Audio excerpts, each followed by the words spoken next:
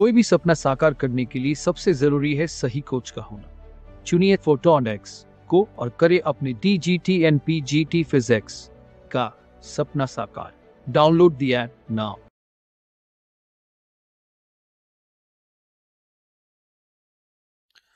तो चलिए फिजिक्स का लेवल 2 आज से हम स्टार्ट करते हैं। लेवल 1 के अंदर में हमने मैकेनिक्स के बारे में बात कर ली थी, काइनेमेटिक्स के बारे में बात कर ली थी, थर्मोडायनेमिक्स के बारे में बात कर लिया है, वेव्स के बारे में बात करी है। तो सारा अच्छा खासा वेटेज हमारे पास में रखता है। तो वो मैंने बेसिक टू एडवांस लेवल जितना भी बन सकता, चाहे थ्योरी की बात करें, चाहे आप न्यूमेरिकल्स की बात करें, या अपने प्रीवियस पेपर्स के अंदर में जो आए हुए क्वेश्चंस हैं उनकी बात करें, तो बहुत वाइड लेवल पर मैंने वो सारी चीजें आप लोगों को कवर अप करवाई है। ठीक उसी तरह से लेवल 2 को भी मैं यहाँ पर लेके चलूंगा।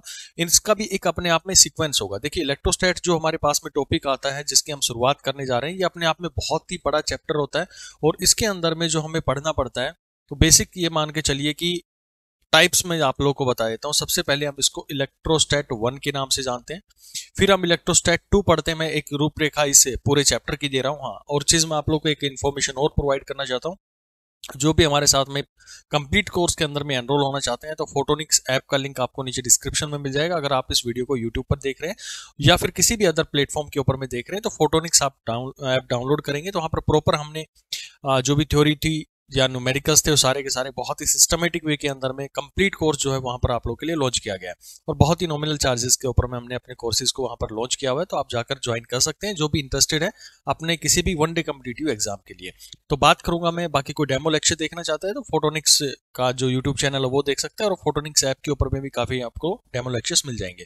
तो इस चैप्टर की मैं बात कर रहा था इलेक्ट्रोस्टैट को लेकर। तो इलेक्ट्रोस्टैट अपने आप में काफी वाइड चैप्टर चलता है।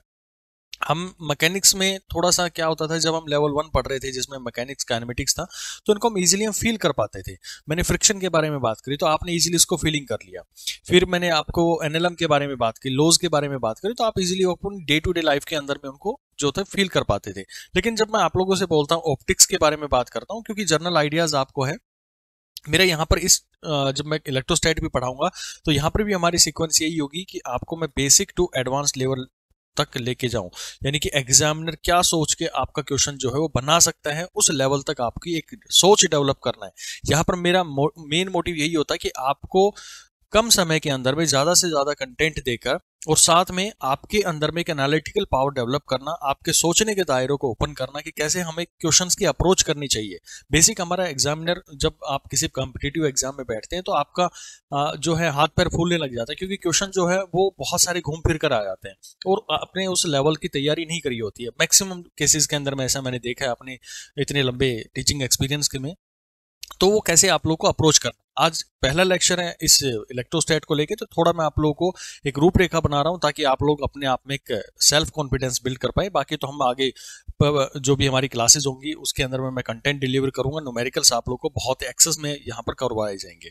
ठीक है, तो ऑप्टिक्स के बारे में बात कर रहा था। तो आप ऑप्टिक्स के जब भी आप लोग के आता है तो आप इसको फील नहीं कर सकते, सिर्फ एक अजम्पशन कर सकते हैं कि हाँ ऐसे लाइट के पैकेट्स आते हैं, वो हमारे पास में ऐसे टकराते हैं, या फिर जो भी हमारे पास में जितनी भी थ्योरी होती है, चाहे मैं जो आप रिफ्लेक्शन की बात करते हैं, रिफ्रैक्शन की बात करते हैं, वेव थ्योरीज की बात करते हैं, तो सारा का सारा हम क्या कर सकते हैं, सिर्फ एक अजम्पशन करके यहाँ पर हम जो है ऑब्जर्व करते हैं।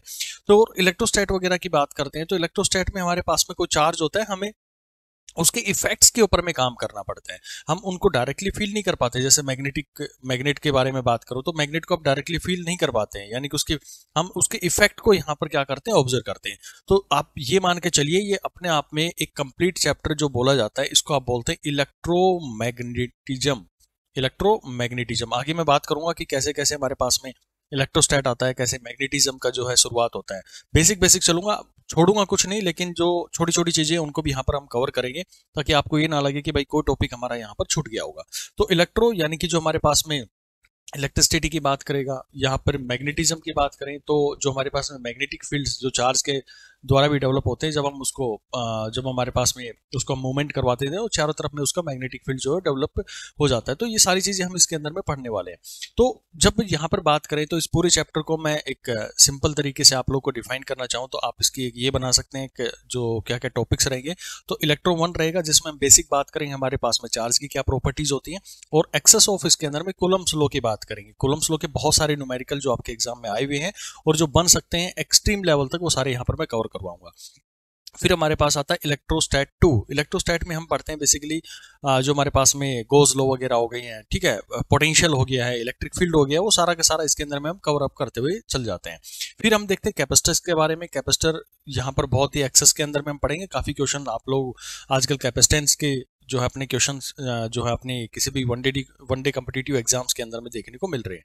और फिर हम जो भी बात करेंगे, फिर हम बात करेंगे इस पूरे इलेक्ट्रोमैग्नेटिज्म की बात कर रहा हूँ तो मैग्नेटिज्म की बात करेंगे, फिर हम ईएमआई की बात करेंगे, फिर एसी करंट जो होता है, अल्टरनेटिंग करंट्स होते हैं, उनके बारे में बात करेंगे, और फिर फाइनली जो हमारे पास में ईएम वेव्स की बात करेंगे। तो ये काफी वाइड चैप्टर हमारे पास में चलता है। तो अब आप लोगों का थोड़ा सा दिमाग जो है हमारी इस यूनिट की तरफ में आ जाना चाहिए। ये नोट्स जो है ये प्रॉपर आप लोगों को आपकी ऐप के ऊपर में जो है वो मिल जाएंगे। आपको नोट्स बनाने की कोई ज़्यादा इतनी जल्दबाजी मत करना भाई। मैं पहले भी जब लेवल 1 आपको कंप्लीट करवा रहा था वहां पर भी आप लोगों को मैंने ये चीज़ आप जो है बताई थी कि कभी भी नोट्स जो है उनको बनाने में अपना टाइम वेस्ट ना करें। पहले चीज़ों को समझे, आपको समझ में आ जाती है, आप वीडियो को पॉज करके थोड़ी देर के लिए अपने नोट्स को जो है वो डिज़ाइन कर सकते हैं। लेकिन आप कंप्लीटली मैं यहाँ पे बताए जा रहा हूँ, आप उनको नोट्स बनाते चलेंगे तो आपको कुछ भी पल्ले नहीं पड़ेगा। आपको बार बार वो जो वीडियो देखना पड़ेगा। आप पहली बार में वीडियो अपने नोट्स बना लेंगे, फिर दोबारा क्या करेंगे, इस वीडियो को देखेंगे, तो आपका डबल टाइम खराब हुआ। अब बेटर है कि एक बार में अच्छे से समझे और इस स्ट्रेटेजी को आगे तक भी फॉलो करके आप लोगों को चलना है। चाहे कोर्स हमारा कब तक, जब तक भी हमारा ये कोर्स चल रहा है, जब तक हमारे टॉपिक जो है कंप्लीट नहीं हो जाते हैं। ठीक है, अब मैं शुरुआत कर रहा हूँ। जो हमारी इलेक्ट्रोस्टैट की बात कर रहा था मैं, तो उसकी बेसिक चीज़ों के बारे में बात कर लेता हूँ। तो मैं सबसे पहले बात करूंगा इलेक्ट्रोस्टैट को लेकर। तो इलेक्ट्रोस्टैट है क्या बेसिकली? देखो, जब मैं इलेक्ट्रो की बात करता हूँ तो इलेक्ट्रो का सिंपल सा मतलब होता है कि हम किसकी स्टडी करते हैं, स्टडी ऑफ चार्ज। देखो, छोटी छोटी चीज़ें आप सभी को पता है, मैं ये थोड़ा सा अजम्पशन कर सकता हूँ क्योंकि ये बेसिक चीज़ें आपने अपनी ज़िंदगी के अंदर में ये मानिए कि 6-7 क्लास से पढ़ना शुरू कर दिया होगा। स्टडी ऑफ चार्ज के बारे में हम इस इलेक्ट्रोस्टैट के बारे में इसके अंदर में बात करते हैं। मेरा मेन मोटिव आपको डेफिनेशंस जो है वो पढ़ाना नहीं है, क्योंकि ये तो आप लोगों ने अपनी किताबों से जो है रट रखी है, बहुत अच्छे से समझ रखी है। मेरा मेन मोटिव होगा कि आपको क्वेश्चंस की अप्रोच कैसे करनी है। लेकिन जब मैं क्वेश्चन की अप्रोच पर पहुंचाऊंगा तो मुझे उसकी एक भूमिका तो तैयार करनी पड़ेगी ना। तो अभी मैं क्या कर रहा हूँ, उसकी एक भूमिका तैयार कर रहा हूँ आप लोग के लिए। अब धीरे धीरे धीरे धीरे जो है आगे की तरफ में बढ़ते रहिए। मैं आपको एक ये अश्योर करता हूँ कि जब आपका ये चैप्टर कंप्लीट होगा ना, तो आपका एक भी क्वेश्चन, आई गारंटी, एक भी क्वेश्चन आपका अपने एग्जाम के अंदर में नहीं छूटेगा, अगर आपने ईमानदारी से मेरे साथ में यहाँ पर काम कर लिया। तो यहाँ पर हमारा जो मेन मोटिव जो रहता है कि फालतू की बकवास नहीं होती है। जिसको पढ़ाई करना है वही यहाँ पर आकर जुड़े भाई, जिसको नहीं करना है वो कहीं पर भी जाकर अपना जो है तैयारी कर सकता है। हमारा मेन जो रहेगा वो आप लोग के लिए एक्सेस टाइम जितना भी मैं यहाँ पर दे पाऊंगा आप लोगों को, वो आपको टीचिंग के दौरान दूंगा। यहाँ पर मेन मोटिव रहेगा जो भी क्वेश्चंस हैं वो मैं आपको ज्यादा से ज्यादा यहाँ पर कवर कर पाऊँ। तो बेसिक प्रॉपर्टीज को लेके बात कर लेते हैं। ये चार्ज था, तो आखिर ये क्या है? इस चार्ज की कुछ ना कुछ तो प्रॉपर्टीज होती हैं। तो इसको जब एनालिसिस किया गया, ये आप सभी को पता है कैसे चार्ज का नाम दिया गया, किसने दिया, ठीक है, वो सारी कहानियां आप लोग की छोटे छोटे न्यूमेरिकल जो है वो बनते हैं, वो आप लोग पढ़ सकते हैं। तो इसकी सबसे पहली जो प्रॉपर्टी हमारे पास में बनती है, छोटी छोटी प्रॉपर्टीज आप देख ले कि ये हमारे पास में दो टाइप का होता है। सभी को पता है इसके बारे में कौन कौन सा होता है, पॉजिटिव होता है, नेगेटिव। मैंने कहा ना कि मैं छोड़ूंगा कुछ नहीं, लेकिन जो भी है छोटी छोटी पॉइंट्स जो आप लोगों ने पढ़ रखे हैं तो उसको मैं बहुत फास्ट यहाँ पर लेकर चलने की कोशिश करूंगा। और इसमें भी आप लोगों को एक प्रॉपर्टी के बारे में बताया कि पॉजिटिव पॉजिटिव या नेगेटिव नेगेटिव होते हैं। ये अपने आप में क्या करते हैं, रिपल्सन करते हैं, रिपल्सन। और अगर मैं पॉजिटिव नेगेटिव की बात करूं तो ये अपने आप में क्या करते हैं, अट्रैक्शन करते हैं। ये छोटी छोटी प्रॉपर्टीज आप लोगों ने अच्छे से देख रखी है। पहली प्रॉपर्टी आप लोगों ने देखी। फिर मैं इनकी यूनिट्स की बात कर लेता हूं। तो यूनिट इसकी क्या होती है, यूनिट इसकी जो होती है वो हमारे पास में होती है कूलम्ब। कूलम्ब इसकी यूनिट होती है और हम सी से इसको जनरली रिप्रेजेंट करते हैं। ठीक, दूसरी कहानी इसकी बात करें तो ये अपने आप में क्या होती है, स्केलर क्वांटिटी होती है, स्केलर क्वांटिटी होती है। अच्छा, अब जो नेक्स्ट हमारे पास मैं बताने वाला हूँ, ये शायद जो हमारे पास एक बार IIT JEE का पेपर था उसके अंदर में इससे रिलेटेड एक क्वेश्चन पूछा गया था। तो क्या था क्वेश्चन कि जो हमारे पास में स्मॉलेस्ट यूनिट होती है चार्ज की, वो क्या होता है भाई? स्मॉलेस्ट यूनिट जो होती है वो क्या होती है, जो मिनिमम से मिनिमम मतलब छोटी से छोटी जो इकाई हो सकती है किसी भी चार्ज की, वो होती है इलेक्ट्रॉन। या फिर हम ये इसको बोलते हैं प्लस माइनस इलेक्ट्रॉन, क्योंकि प्रोटॉन की बात करें, इलेक्ट्रॉन की बात करें, दोनों की वैल्यू हमारे पास में क्या रहती है, सेम रहती है। और इसका मैग्नीट्यूड की बात करें तो 1.6 × 10⁻⁻⁹ कूलम्ब। तो छोटे से छोटा जो हमारे पास में चार्ज हो सकता है उसकी वैल्यू हम ये रख सकते हैं। देखो चार्ज कैसे आता है वो सारे तरीके आपको पता है, इंडक्शन के थ्रू, फ्रिक्शन के थ्रू, तो उनमें ज़्यादा कहानियां हम अपना टाइम जो है वेस्ट नहीं करेंगे। आप लोगों के जो क्वेश्चन है वो यहाँ पर सोल्व होने चाहिए। आपको अभी तक इतनी इमेज तो तैयार है कि कैसे हम जो चार्ज को डेवलप करते हैं। बेसिकली हम फ्रिक्शन के थ्रू जब जो दो चीज़ों का आप रब करते हैं तो एक के इलेक्ट्रॉन निकल के दूसरे के पास में चले जाते हैं, एक पास में डेफिशिएंसी हो जाती है, एक के पास में एक्सेस हो जाता है। तो जिसके पास में एक्सेस अमाउंट ऑफ चार्ज होता है तो उसको हम नेगेटिव चार्ज बोल देते हैं, जिसके पास में डेफिशिएंसी हो गई है उसको हम बोल देते हैं कि वो अपने आप में पॉजिटिव चार्ज हो गई। तो छोटी छोटी कहानियां आप सभी इसके बारे में जानते हैं। लेकिन क्वेश्चन यहाँ पर जो था वो ये पूछा गया था कि ठीक है आपने स्मॉलेस्ट यूनिट बता दी है, लेकिन अभी जो रिसेंट की बात करते हैं तो रिसेंट में जो नई डिस्कवरी हुई है उसमें ये बोला गया है कि स्मॉलेस्ट यूनिट जो होती है वो हमारे पास में क्वार्क्स की होती है। आप सभी ने इसका नाम तो सुना होगा। तो इसका चार्ज कितना होता है, तो चार्ज इसके ऊपर में होता है +2/3 इलेक्ट्रॉन या फिर +-E/3। तो ये दो यूनिट्स हम इसकी क्या करते हैं, डिफाइन करते हैं। लेकिन कभी भी आपको एग्जाम के अंदर वो पूछा जाता है तो आपको सिर्फ और सिर्फ इस इलेक्ट्रॉन को ही लेकर चलना है। ये सिर्फ क्या है हमारे पास में आपको नॉलेज होनी चाहिए कि अभी रिसेंट में जो डिस्कवरी चल रही है उसके अंदर में जो स्मॉलेस्ट यूनिट है चार्ज की वो क्या है, तो वो है हमारे पास में क्वार्क्स है। ओके तो ये प्रॉपर्टी होगी। नेक्स्ट प्रॉपर्टी की बात करें तो मास जो होता है इलेक्ट्रॉन का, मैंने कहा ना कि ये पहला जो इंट्रोडक्शन है बहुत बेसिक चीजें इसके अंदर में कवर करवाएंगे क्योंकि छोड़ना कुछ नहीं है, करना हमें सारा कुछ कवर है। तो वो बेस जो है आपका उठाते हुए यहाँ पर हम चल रहे हैं। तो मास जो है वो 9.1 × 10⁻31 kg होता है इसका। फिर हम बात करें जो प्रोटॉन होता है, मास ऑफ प्रोटॉन, उसका जो वैल्यू होता है 1.67।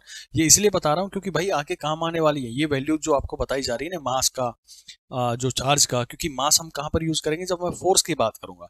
फोर्स जो एक तो इलेक्ट्रोस्टैटिक फोर्स होगी और कभी उसके अंदर में एक्सेलेरेशन आ गया तो मुझे मास इनटू में एक्सेलेरेशन यूज करना पड़ेगा ना वहां पर। तो मास में कौन सा लूं, तो ये मास वहां पर हमें इनकी जरूरत पड़ती है, इसलिए आप लोग को यहाँ पर डिफाइन किया जा रहा है। तो यहाँ पर आप चीज ध्यान रखें कि जो भी चीज पहली क्लासेस के अंदर में बताई जा रही है उनका कहीं ना कहीं आगे जाकर कोई सिग्निफिकेंस होगा, उनको वहां पर मैं कोरिलेट करवाऊंगा।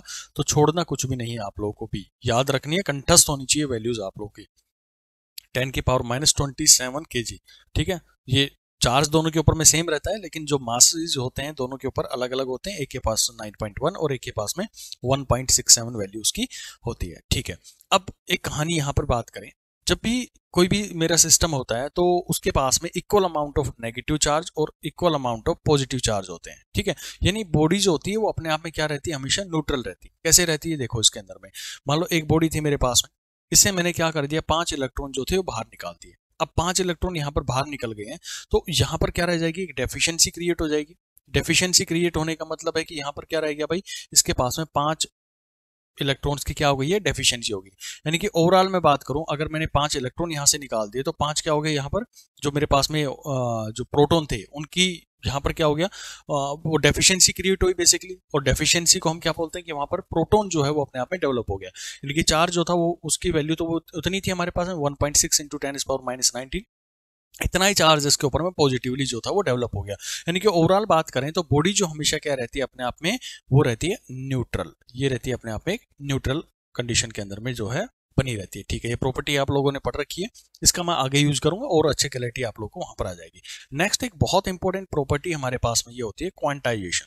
अब क्वांटाइजेशन ऑफ चार्ज को आप समझे तो होता क्या है, ये मान लो मेरे पास में कोई इलेक्ट्रॉन है, यहाँ पर कोई दूसरी बॉडी है, तो जब यहाँ से ये इलेक्ट्रॉन था, ये इलेक्ट्रॉन था, इसके अंदर में इलेक्ट्रॉन्स थे, ऐसे इलेक्ट्रॉन थे, बेसिक यूनिट थी जो, क्योंकि हमें पता है कि बेसिक से बेसिक यूनिट हमारी छोटी से छोटी यूनिट क्या हो सकती है, वो इलेक्ट्रॉन हो सकती है। वो बात अलग है, मैंने क्वार्क्स आपको बताया वो स्टाइल मारने के लिए बता दी, ठीक है, ध्यान रखना क्योंकि नई डिस्कवरीज हुई है इसलिए आपको थोड़ा सा उसको भी अवेयर होना चाहिए क्या क्या हमारे आसपास में चीजें जो है घटित हो रही है। तो जब मैं इन दोनों चीजों को रब करूंगा तो क्या आप खुद बताना, तो क्या ऐसा होगा कि ये टूट के, ये इलेक्ट्रॉन टूट के आधा इधर चला जाएगा ऐसे और आधा यहीं रह जाएगा, क्या कभी ऐसा पॉसिबल है? जी नहीं, इस तरह का कभी भी हमारी जो मैकेनिक्स इस तरह का होता है तो उसके अंदर में कभी भी इस तरह की चीजें पॉसिबल नहीं है। अगर जाना है तो ये पूरा इलेक्ट्रॉन उठकर यहां पर जाएगा, अगर यहां से किसी इलेक्ट्रॉन को आना है तो ये पूरा इलेक्ट्रॉन उठकर यहां पर आएगा। यानी कि आप ये कहो कि एक इलेक्ट्रॉन को उठ के जाना है, लेकिन या तो एक उठ के जाए या फिर दो उठ के जाए या फिर तीसरा टूट कर यहाँ पर आप दोनों चीजों को रब करेंगे तो कुछ इस तरह का होता है। देखो मैं थोड़ा सिनेरियो आपको समझाता हूँ। फ्रिक्शन के अंदर में होता क्या है, मान लो चार मेरे इलेक्ट्रॉन है, इधर ये चार इलेक्ट्रॉन है, जब आप इनको रब कर रहे हैं तो एक दूसरे में क्या होते हैं, फंस जाते हैं। ठीक है, एक एनालिटिकल तरीके से समझने की कोशिश करो। तो ये जो इलेक्ट्रॉन है जिसके पास में ज्यादा फोर्स होगी उसको तोड़ता हुआ अपने साथ में लेके चला जाएगा। ठीक है, समझा रहा हूँ मैकेनिक्स के फॉर्म के अंदर में आपको। तो ये इलेक्ट्रॉन टूट के इसके पास में चला गया, तो कंप्लीट इलेक्ट्रॉन गया ना, तो यहाँ पर क्या होगी, डेफिशिएंसी होगी। एक दो तीन बचे मेरे पास में, फोर्थ जो था वो यहाँ से टूटकर निकल चुका है। तो इसके पास अब कितने आ गए, 5 आ गए। तो टोटल हो क्या रहा है कि जो हमारी कंप्लीट इलेक्ट्रॉन था, यानी कि जो वैल्यू आप ये मान रहे थे कि 1.6 हर बार इतना चार्ज एक इलेक्ट्रॉन के साथ में जाएगा, तो वही यहाँ पर भी कहा गया कि जब भी एक इलेक्ट्रॉन जाएगा तो उसके ऊपर में जितना चार्ज है, यानी कि 1.6 इंटू 10⁻⁻19 कूलम चार्ज है, वो हमेशा उठ के उसके साथ में जाएगा। और इसको हम बोल देते हैं कि ये इंटीजर मल्टीपल है या फिर इंटीग्रल मल्टीपल है। तो प्लस माइनस, चाहे वो मैं पॉजिटिव की बात करूं या नेगेटिव की बात करूं, तो इतना चार्ज उस बॉडी के ऊपर में जो हमेशा डेवलप हो जाता है। तो ये n की वैल्यू क्या रहेगी मेरे पास, 1 2 3 4, इस तरह से इंटीजर वैल्यू आपको लेके चलनी है। तो ये क्वांटाइजेशन होता है। कभी ये भी नहीं होगा कि मैंने कहा कि जब बॉडीज को रब किया गया तो 4.5 इलेक्ट्रॉन जो थे वो टूट के दूसरी बॉडी के ऊपर में चले गए। तो ऐसी प्रॉपर्टीज के ऊपर में आगे आगे क्वेश्चंस आएंगे, तो वहां पर मैं आप लोग को और क्लैरिटी दूंगा इसके लिए। तो वहां पर आप इस तरह का कोई भी ऑप्शन आप लोग को मिलेगा इंटीग्रल, या फिर ऐसे बोल दो 9.2 इलेक्ट्रॉन वहां से टूट के चले गए, या इस तरह की कोई फॉर्मेशन आप लोग के सामने बन के आ रही हो जिसमें फ्रैक्शन वैल्यू दे रहा हो ये, तो वो चीज कभी भी पॉसिबल नहीं होगी। ये बिल्कुल अपने दिमाग के अंदर में सेट कर ले। That is known as quantisation of charge. Next आप देखें तो ये बोला जाता है कि कंजर्वेशन ऑफ चार्ज, काफी इंपॉर्टेंट प्रॉपर्टी है ये। कंजर्वेशन ऑफ चार्ज को लेकर भी एक दो बार क्वेश्चन जो है पूछे गए थे, एक एग्जाम के अंदर में क्वेश्चन पूछा गया था। उसमें ये बोला गया कि भाई एक मेरे पास ए बॉडी है, बी बॉडी है और सी बॉडी है। ये सारी चीजें पढ़ने के लिए ना आप लोग को एक पॉइंट हमेशा ध्यान रखना पड़ेगा कि ये सारा का सारा एक आइसोलेटेड सिस्टम के बारे में बात करता है। आइसोलेटेड सिस्टम होता है कि जो चीजें आपको दी गई है केवल उन्हीं पे काम करना है, बाहर की दुनियादारी से उसको कोई मतलब नहीं होना चाहिए।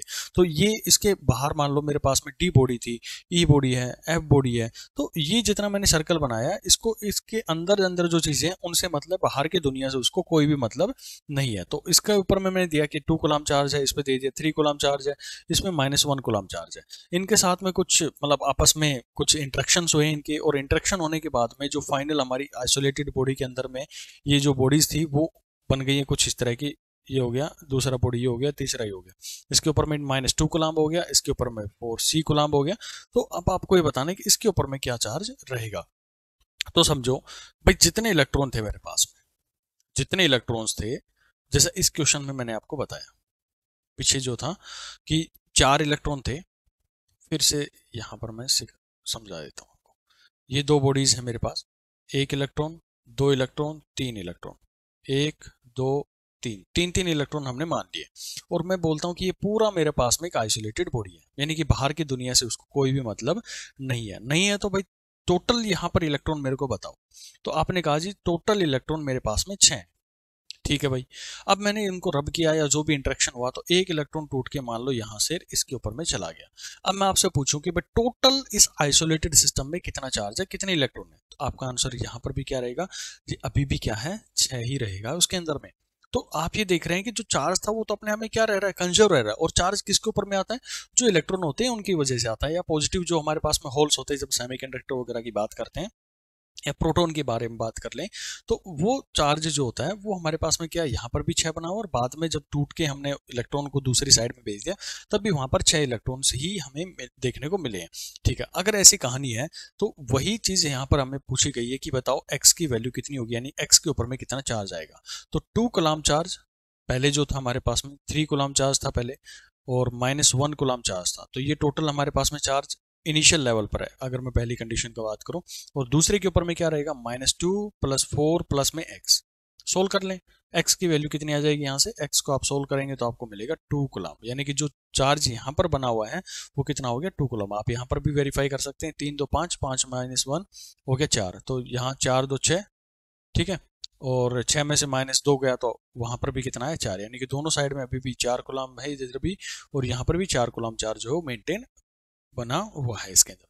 ठीक है, तो इस तरह से आपको कंजर्वेशन प्रॉपर्टी का जो है वो यूज करना चाहिए। बस इंपॉर्टेंट चीज ये है कि पूरे की पूरी कहानी जो मैंने आपको बताई है, ये पूरा का पूरा कहानी चलता है किस पे, आइसोलेटेड सिस्टम्स के ऊपर में, आइसोलेटेड सिस्टम, ये पॉइंट आप लोगों को इसके अंदर में जो है ध्यान रखना पड़ेगा। चलिए नेक्स्ट की बात करते हैं, काफी इंपॉर्टेंट पॉइंट है ये। इसमें बोला जाता है कि जो वेलोसिटी और हमारे पास में एक मास की रिलेशन होती है, वेलोसिटी एंड मास रिलेशन। अब ये कहता क्या है इसके अंदर में, हमने सभी ने देखा है कि जो मैंने वैल्यू आपको बताई, mass is equal to 9.1 into 10⁻³ कितना -31 kg आपको मैंने बताया। फिर दूसरा मैंने आपको बताया 1.67 इंटू 10⁻27 kg। तो आप दोनों में ये बता पा रहे हैं कि इलेक्ट्रॉन और जो प्रोटॉन है, इस दोनों के अंदर में भारी कौन है? पहली चीज तो जो प्रोटॉन है वो ज्यादा भारी है एज कम्पेयर टू जो इलेक्ट्रॉन है। और यही जो मास होता है ना, जो प्रोटॉन का होता है, यही हमारे जो न्यूट्रॉन्स होते हैं, आपको बेसिक स्ट्रक्चर एटम का पता ही है, इसके बारे में जानकारी है कि 3 चीज होती है, electron, proton, neutron. Neutron neutral रहता है, प्रोटॉन पे पॉजिटिव चार्ज रहता है, और इलेक्ट्रॉन जो होता है उसके ऊपर में नेगेटिव चार्ज होता है। ठीक है, तो आपने एक रिलेशन यहाँ पर सेटअप किया जाता है इसके अंदर में, और ये आपने बखूबी तरीके से पढ़ा भी होगा कि जो मास होता है किसी भी ऑब्जेक्ट का, वो हम प्रोवाइड करते हैं। अगर वो एक वेलोसिटी से मूव कर रहा है तो उसको हम डिफाइन करते हैं m0 divide by 1 minus v² divide by c²। यानी कि जब हम बात कर रहे हैं किसकी, जब जो हमारे पास में वेलोसिटी ऑफ लाइट के आसपास में जो अगर हम बात करें, तो जब वेलोसिटी के आसपास में जो बॉडी है वो पहुंच जाएगी, यानी कि ये जो v है ये c के पास में पहुंच जाएगा, तो जो हमारे बॉडी का मास है वो इंस्टेंटली क्या कर रहा है, वो हमारा इंक्रीज होता हुआ चला जाएगा इसके अंदर, क्योंकि ये डिनोमिनेटर जो है वैल्यू वो क्या होती चली जाएगी, कम होती चली जाएगी, और कम होने से हमारा जो ये मास है वो क्या हो जाएगा, बढ़ता हुआ इसके अंदर में चला जाएगा। तो ऐसे केसेस के अंदर में हम इस मास को क्या जानते हैं, यानी कि ये रिलेशन होती है कि इसमें वेलोसिटी और मासेस के बीच में। तो ठीक उसी तरह से जो हम मास यहाँ पर बात कर रहे होते हैं, अगर मैं रिलेटिवली बात करता हूँ, जब हम इसको बहुत तेजी की स्पीड के साथ में मूव करवा रहे होते हैं, तब हमें ये रिलेशन जो है वो यूज करनी होती है। अब ये m0 क्या होता है, इसको बोलते हैं रेस्ट मास, यानी कि बॉडी जब है, जब रुकी हुई है, मान ली आपकी बात करूं, आप जो है अपनी चेयर के ऊपर में बैठे हुए हैं, आपका अपना एक मास है, आपको मैं बोलूं कि रेस्ट मास है, लेकिन आप किसी ना किसी चीज का रिलेटिवली मूव कर रहे हैं। ठीक है, चाहे अर्थ के रिलेटिवली मूव कर रहे हो, चाहे किसी प्लेनेट के रिस्पेक्ट में मूव कर रहे हो। अभी मैं क्या करूं, आपको उठाया और आपको एक रॉकेट के अंदर में मैंने डाल दिया, रॉकेट में डाल के मैंने आपको स्पीड ऑफ लाइट से जो है वो मैंने मूव करवा दिया। तो आप यहाँ पर देखें, ये वैल्यू क्या हो जाएगी, 1 हो जाएगी, 1 माइनस 1 0। और किसी भी चीज को आप 0 से डिवाइड करेंगे तो उसका मास जो है वो इनफाइनाइट हो जाएगा, बहुत ज्यादा मास उसका यहाँ पर हो जाएगा। तो ऐसे केसेस के अंदर में हम जो यहाँ पर एक अजम्पशन मान के चलते हैं कि हमारी बॉडी जो है वो रेस्ट में है, और रेस्ट में ही हमें उसका क्या है, मास जो है वो कैलकुलेट करना है। तो जो वैल्यूज आप लोग को यहाँ पर दी गई हैं, ये वाली, ये कौन से मासेस होते हैं, ये हमारे पास में होते हैं रेस्ट मास। अब एक कहानी और समझो, आपने यहाँ पर मास के बीच में और वेलोसिटी के बीच में जो है वो रिलेशन सेटअप किया है, यही किया है, लेकिन कहीं भी मैंने चार्ज की कोई रिलेशन लिखी, यानी कि रिलेटिव चार्ज या फिर रेस्ट चार्ज, ये अपने आप में कोई भी टर्म नहीं होती है। यानी कि आप ये कहें कि चार्ज जितना था उतना ही रहेगा, चाहे बॉडी धीरे चले, चाहे बॉडी स्पीड ऑफ लाइट से चले, तो चार्ज कभी भी हमारा चेंज नहीं होगा अगर बॉडी आइसोलेटेड सिस्टम के अंदर में रखी हुई है, बाहर से कोई इंटरेक्शन उसके ऊपर में नहीं हो रहा है। तो यानी कि charge does not depend on the, ये क्वेश्चन एक बार पूछा गया था, does not depend on velocity, velocity के ऊपर में वो डिपेंड नहीं करता है। तो ये पॉइंट आप लोग को अच्छे से क्रिस्टल क्लियर हो जाने चाहिए, जितने भी प्रॉपर्टीज मैंने आप लोग को अभी तक बताई है। अच्छा, अभी हमारा चैप्टर जो है एक्चुअल स्टार्ट नहीं हुआ है, अभी मैं सिर्फ एक इंट्रोडक्शन टाइप में आप लोग को चार्ज के बारे में बता रहा हूँ। अब थोड़ी सी कहानी समझो, मैंने इलेक्ट्रॉन के बारे में बात करी अभी तक आप लोगों से, या फिर मैं चार्ज के बारे में बात कर रहा हूँ, तो इसके बेसिस पे ना हम अपने पूरी इस फिजिक्स को 3 हिस्सों के अंदर में बांट के देख सकते हैं। मतलब चार्ज की क्या क्या मूवमेंट हो सकती है, पहले आप खुद बताएंगे, आप खुद सोचेंगे कि क्या हो सकता है। चार्ज जो है हमारा वो क्या रह जाए, रेस्ट के ऊपर में रह जाए, रेस्ट। ठीक है, जब चार्ज हमारा रेस्ट पे रह गया, फिर मैं दूसरी चीज आप लोग को बोलूं कि ठीक है, आपने वेलोसिटी से मूव करवाना शुरू कर दिया, उसको चलाना शुरू कर दिया 1 मीटर 1 सेकंड में, 1 मीटर 1 सेकंड में, 1 मीटर 1 सेकंड के अंदर में। तो आपने कहा जी वेलोसिटी इसकी कितनी है, 1 मीटर पर सेकंड, यानी कि ये जो है वो कैसे मूव कर रहा है, कांस्टेंट वेलोसिटी के साथ में मूव कर रहा है। दूसरी कहानी ये हो सकती है, अब मैंने कहा भाई भागो, तेज भागो, भागते भागते भागते आप कैसे करो, पहले सेकंड में 1 मीटर चले, फिर अगला जो सेकंड था उसमें 2 मीटर चल गए, फिर अगले सेकंड के अंदर में आप 3 मीटर या 4 मीटर चल गए, तो आपने क्या किया, अपनी वेलोसिटी जो है एक एक सेकंड में जो है वो बढ़ाते हुए चले गए। यानी आपकी बॉडी क्या कर रही है, एक्सेलरेट कर रही है, यानी आपने चार्ज को क्या करवा दिया, एक्सेलरेट करवा दिया। तो इसी तरह से चार्ज की हमारी 3 कंडीशन जो है वो डेवलप हो सकती है। पहला कि चार्ज हमारा रेस्ट में रहे, दूसरा वो चले लेकिन कांस्टेंट वेलोसिटी के साथ में चले, यानी उसके अंदर में कोई एक्सेलेरेशन नहीं है। एक्सेलेरेशन का मतलब ये होता है कि चेंज इन द वेलोसिटी, और या फिर वो क्या करे, एक्सेलरेट कर जाए। तो जब हम इन 3 चीजों के बारे में पढ़ते हैं तो यहां से हमारे पास में कुछ चीजें निकल के आती हैं। तो मैं आप लोगों को वही चीज बता रहा हूं, ये रेस्ट में जब रहेगा तो वहां पर जो निकलेगा उसको हम जानते हैं इलेक्ट्रिक फील्ड के नाम से। वहां पर जो सारी कहानियां चलेंगी वो इलेक्ट्रिक फील्ड को लेकर चलती हैं। फिर जब कांस्टेंट वेलोसिटी की बात करते हैं तो ये बात करेगा, वो रहेगा वहां पर मैग्नेटिक फील्ड के बारे में बात करेगा। यानी जब चार्ज ने चलना शुरू कर दिया तो उसके चारों तरफ में एक मैग्नेटिक फील्ड जो है वो डेवलप होना शुरू हो जाता है। और जब ये हमारे पास में एक्सेलेरेट कर दिया जाता है तो हम इसको बोलते हैं इलेक्ट्रोमैग्नेटिक फील्ड, जिसे हमारे पास ईएम वेव्स भी जो है डेवलप होती हैं, या फिर ईएमआई के बारे में, इंडक्शन वगैरह के बारे में बात करते हैं। तो ये पूरा का पूरा क्या है, 3 चैप्टर्स के अंदर में हम इस पूरे चार्ज के मोमेंट को पढ़ते हैं। अब बात करें कि इलेक्ट्रिक फील्ड जो है, यानी कि जब चार्ज हमारा रेस्ट में है तो हमें क्या क्या देखना है, इसमें हमें देखना होता है जो भी इसकी मैकेनिक्स होती है, यानी इलेक्ट्रोस्टैट 1, इलेक्ट्रोस्टैट 2, और फिर हम लास्ट में इसमें देखते हैं कैपेसिटर, क्योंकि कैपेसिटर्स के अंदर में भी चार्ज क्या होता है, स्टेशनरी पोजीशन पर रखा रहता है, रेस्ट पे रखा रहता है। तो जो इलेक्ट्रो होता है इसमें बेसिक हम मैकेनिक्स की बात करेंगे, हमारे पूरे जो चैप्टर्स हैं, जिसमें बेसिक आप ये माने कि कूलम्स लॉ हो गया, ठीक है, कूलम्स लॉ की ही यहाँ पर ज़्यादातर बातें होंगी, क्योंकि वो पूरा का पूरा क्या है, मैकेनिक्स है। उस पर आपको बेसिक एक छोटा सा फॉर्मूला पता होना चाहिए फोर्स का, जो आप सभी ने पढ़ा है, K इंटू में Q1 Q2 divide by are square. तो उस फॉर्मूले के बेसिस पे क्या क्या हमारे पास में जो फोर्स होंगी, कैसे हमारे पास में एक्सेलेरेशन हमें कैलकुलेट करना पड़ेगा, एंड टोटली वो मैकेनिक्स है, क्योंकि मैं उसको रिलेट करवा सकता हूँ force is equal to mass into acceleration के साथ में। तो जितना मैकेनिक्स हमने लेवल 1 के अंदर में पढ़ा था वो सारा का सारा इसके अंदर में कवर करके देखेंगे हर तरीके से। मैं फ्रिक्शन के साथ में भी क्वेश्चन को जोड़ के दिखाऊंगा आपको, मैं एनएलएम के साथ में भी आपको क्वेश्चन को जोड़ के दिखाऊंगा। हर तरीके से जो भी आपने अपनी मैकेनिक्स में पढ़ी थी लेवल 1 में, वो सारा का सारा यहाँ पर मैं कवर करवाऊंगा। फिर जब हम इलेक्ट्रोस्टैट 2 की तरफ में जाते हैं तो वहां पर हमें बेसिकली गॉस लॉ के बारे में पढ़ना पड़ता है। गॉस लॉ हो गया, या फिर आप ये कहें कि जो पोटेंशियल होता है उसके बारे में पूरी जानकारी यहाँ पर लेंगे। कैपेसिटर अपने आप में एक बड़ा सा चैप्टर है। जब इस चैप्टर पर पहुंचेंगे, जब हमने चार्ज को जो है मूवमेंट करवाना शुरू कर दिया, तो इसमें हमें क्या क्या देखना है, यहाँ पर हम देखेंगे करंट इलेक्ट्रिसिटी के बारे में, फिर हम देखेंगे कि क्या मैग्नेटिज्म होता है, उस पूरे मैग्नेटिज्म को इसके अंदर में कवर करेंगे। नेक्स्ट जो इलेक्ट्रोमैग्नेटिक इंडक्शन होता है वो पूरा का पूरा इसके अंदर में कवर होता है, जब हम उसकी कांस्टेंट वेलोसिटी से लेके चल रहे हैं। और लास्ट जो होता है वो हमारे पास अल्टरनेटिंग करंट होता है, वो इसके अंदर में पढ़ेंगे। और ये फाइनल मैंने एक्सेलेरेशन वाला आपको बता दिया कि जिसके अंदर में इलेक्ट्रोमैग्नेटिक फील्ड है वो हम यहाँ पर जो है कवर करते हैं। तो चार्ज की 3 पोजिशन होती हैं, और तीनों के बेसिस के ऊपर में मैं पूरा का पूरा ये एक लंबा चौड़ा जो चैप्टर है वो यहाँ पर कवर करेंगे। तो हम अब स्टार्ट जो करने वाले हैं, यानी कि जब भी हमारा जो लेक्चर होना है उसके अंदर में मैं अब शुरू जो करने वाला हूँ वो इलेक्ट्रोस्टैट 1 करूंगा, जिसमें मैं सबसे पहले आपको कूलम्स लॉ के बारे में बात करूंगा। कूलम्स लॉ के बाद आप लोगों को कैसे फोर्स कैलकुलेट करनी होती है, कैसे उसका मैग्नीट्यूड कैलकुलेट करते हैं, कैसे उसकी डायरेक्शन को जो है वो आप कैलकुलेट करते हैं, ठीक है। फिर उसके बाद में कैसे कैसे हमारे पास में न्यूमेरिकल्स होते हैं, क्या क्या पॉसिबिलिटीज बनती हैं, पॉइंट चार्ज होगा तो क्या, कैसे हमें इस क्वेश्चन को सोल्व करना है, कोई क्लॉक के अंदर में, हेक्सागन के अंदर में, ट्रायंगल के ऊपर में, रेक्टेंगल के ऊपर में, स्क्वायर के ऊपर में आपको क्वेश्चन दे दिया जाए तो कैसे आप उसको कैलकुलेट करेंगे, काइनेमेटिक्स के कैसे जोड़ेंगे, फ्रिक्शन के साथ में कैसे जोड़ेंगे, इंटीग्रेशन का यूज करके डिस्ट्रीब्यूटेड चार्जेस के ऊपर में कैसे आप इसको सोल्व करेंगे। तो बहुत वास्ट चैप्टर है ये अपने आप में भी इलेक्ट्रोस्टैट 1, लेकिन हम बहुत ही smoothly basic to advance level लेकर आपको चलूंगा। कुछ की पॉइंट्स होंगे जो मैं आपको बताऊंगा, और वही अगर आप हर क्वेश्चन के अंदर में लगाएंगे तो डेफिनेटली आपका क्वेश्चन जो विद इन 1 मिनट जो है वो सोल्व कर लेंगे, कितना भी बड़ा क्वेश्चन आप लोगों को एग्जामिनर जो है वो प्रोवाइड कर दे। फिर मैं लेमीज थ्योरम के बारे में भी आप लोगों से डिस्कस करूंगा। तो ये सारा चीज़ें हम यहाँ पर अब डिस्कस करने वाले हैं। बाकी मैं आपको पहले भी इन्फॉर्मेशन प्रोवाइड कर चुका हूँ कि जो भी हमारे साथ में कंप्लीट कोर्स में जुड़ना चाहता है फोटोनिक्स ऐप पर जाकर वो ज्वाइन कर सकता है।